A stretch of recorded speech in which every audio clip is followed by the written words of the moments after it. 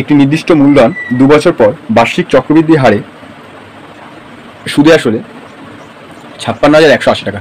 মানে কোনো একটা টাকা রাখলো তার 2 বছর পর 56,180 টাকা হলো, এবং 3 বছর পর সুদে আসলে 59,550 টাকা 80 পয়সা হয়।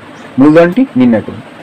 তো 2 বছরে যখন এই টাকাটা হলো, যে টাকাটা রেখেছিল 2 বছর পরে এটা হলো, কি 3 বছর পরেই এটা হলো, তো 1 বছরের মধ্যে এই টাকাটাই তো সুদটা দেবে। তো সেক্ষেত্রে কি করব? তো 59,550.80 থেকে 56,180 বিয়োগ দেব। 0 বিয়োগ 8 0 4 7 আগে 1 2 3 9 6 9 6 3 3 3 7 0 3,770 টাকা 80 পয়সা। এই টাকাটা সুদ দিচ্ছে কত টাকার উপরে? এই টাকাটার উপরে, এই টাকাটার উপরেই সুদটা দিচ্ছে। এই 3,780 টাকা মানে 1 বছর সুদ দিচ্ছে। 1 বছরে তো এই টাকাটা সুদ দিচ্ছে। এই 56,000 টাকাটা ছিল, এটা 3 বছর পর 59,550 টাকা হলো। তো 1 বছরের সুদ দিচ্ছে এটা। এবার হচ্ছে আমি কি নিয়মটা কি বলেছিলাম, দুটোর একটা হচ্ছে P into 1 plus r by 100 to the power n।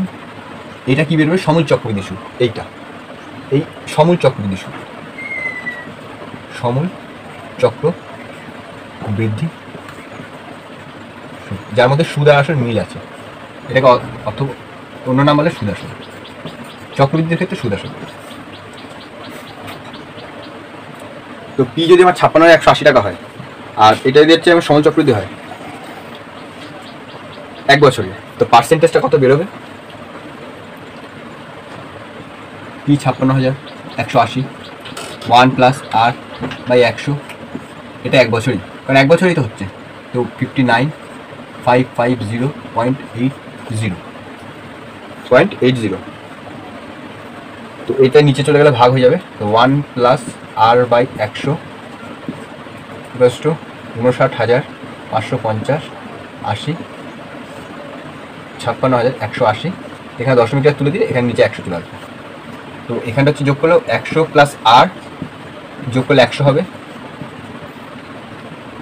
এটা 59,550.80, সরি দশমিকটা তুটে গেছে। তো 56,180 গুণ 100, এই 100টা উপরে নিয়ে আসলে গুণ উপরে 100 হয়ে যাবে, কারণ এটা আমি তুলে দিলাম। তো 100 কেটে গেল। এইবারে কাটাকুটি করে দেখতে হবে। 59,550.80